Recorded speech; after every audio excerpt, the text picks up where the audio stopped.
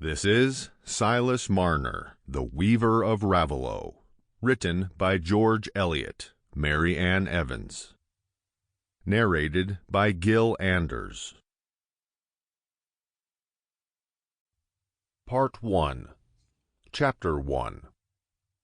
In the days when the spinning wheels hummed busily in the farmhouses, and even great ladies, clothed in silk and thread-lace, had their toy spinning wheels of polished oak, there might be seen in districts far away among the lanes, or deep in the bosom of the hills, certain pallid undersized men, who, by the side of the brawny country folk, looked like the remnants of a disinherited race.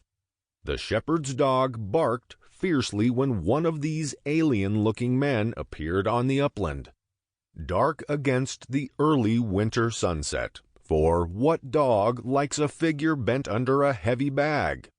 And these pale men rarely stirred abroad without that mysterious burden.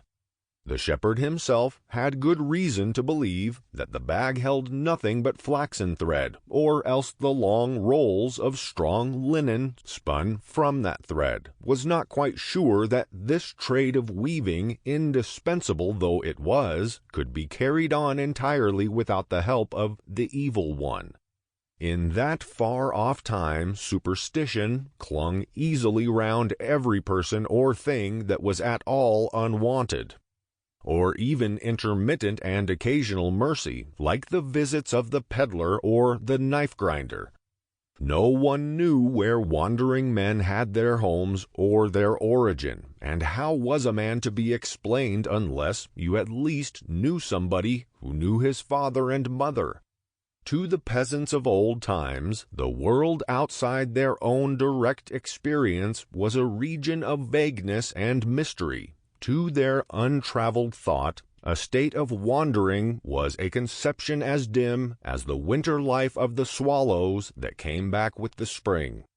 And even a settler, if he came from distant parts, hardly ever ceased to be viewed with a remnant of distrust, which would have prevented any surprise if a long course of inoffensive conduct on his part had ended in the commission of a crime, especially if he had any reputation for knowledge, or showed any skill in handicraft. All cleverness, whether in the rapid use of that difficult instrument, the tongue, or in some other art unfamiliar to villagers, was in itself suspicious.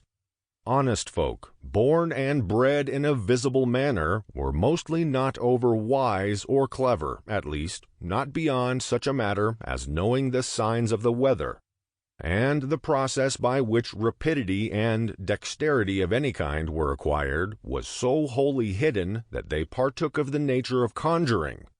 In this way it came to pass that those scattered linen weavers, emigrants from the town into the country, were to the last regarded as aliens by their rustic neighbors, and usually contracted the eccentric habits which belong to a state of loneliness.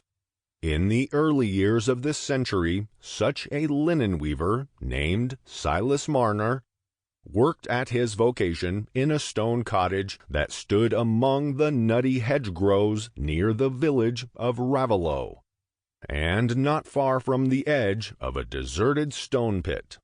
The questionable sound of Silas's loom, so unlike the natural cheerful trotting of the winnowing machine, or the simpler rhythm of the flail, had a half-fearful fascination for the Raveloe boys, who would often leave off their nutting or bird's nesting to peep in at the window of the stone cottage, counterbalancing a certain awe at the mysterious action of the loom by a pleasant sense of scornful superiority, drawn from the mockery of its alternating noises, along with the bent treadmill attitude of the weaver. But sometimes it happened that Marner, pausing to adjust an irregularity in his thread, became aware of the small scoundrels, and, though chary of his time, he liked their intrusion so ill that he would descend from his loom and, opening the door, would fix on them a gaze that was always enough to make them take to their legs in terror. Sample complete. Ready to continue?